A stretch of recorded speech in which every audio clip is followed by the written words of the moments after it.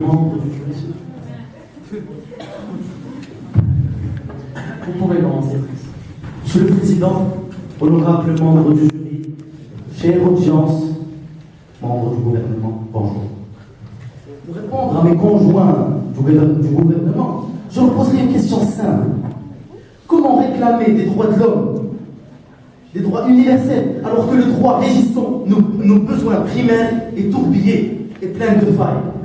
Nous devons penser dans la globalité et travailler dans le détail, car le démon joue dans le détail, mesdames et messieurs.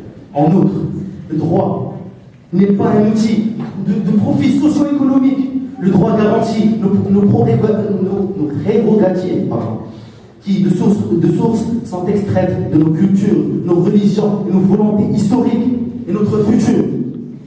Mesdames et messieurs, les droits de l'homme sont généralement définis comme l'ensemble des droits fondamentaux inhérents à la nature humaine. Du point de vue leur contenu substantiel, ils renvoient aux droits civils et économiques, aux droits sociaux et culturels, aux droits de solidarité, aux droits au développement, ou alors à un environnement sain.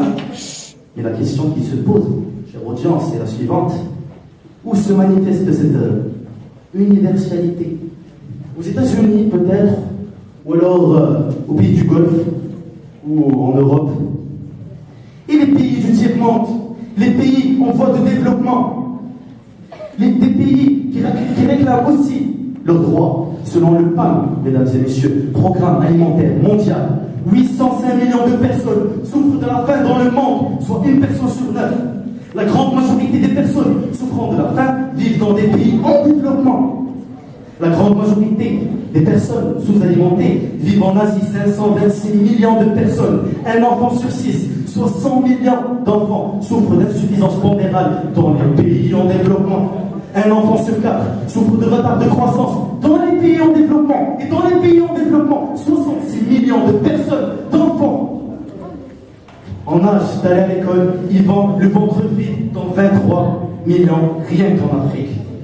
Vous vous rendez compte, mesdames et messieurs, et ceci, pour le droit le plus basique et le plus élémentaire, c'est le droit à l'alimentation.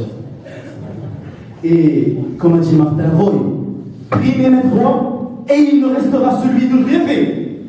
Mesdames et messieurs, si les droits de l'homme ont une prétention émancipatrice universelle, cet horizon n'est envisageable qu'à une double condition. Tout principe énoncé doit être à la fois neutre et universellement contextualisable. Or, comme tout principe juridique, ceux énoncés dans la Déclaration universelle ont une origine sociale, culturelle et historique qui leur sont propres. Ils ont une forme de relativité à laquelle ils ne peuvent échapper.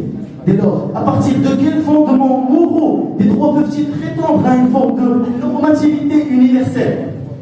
La manière avec laquelle l'armée américaine traitait les prisonniers irakiens et ceux de Guantanamo, torture, humiliation, absence de jugement ou alors viol, a fait perdre tout crédit moral à l'Occident aux yeux de nombreuses populations à qui ils donnent des leçons sur les droits de l'homme.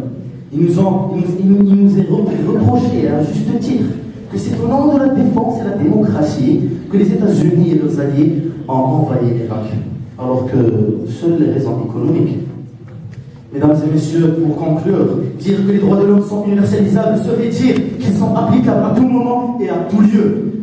Or, comme nous venons de le voir, il y aura toujours des bafouements, car c'est l'amour du profit et l'injustice qui régissent le monde. Mesdames et messieurs, je ne suis pas Hugo Chavez, je suis Hamid Sedi. Je n'ai pas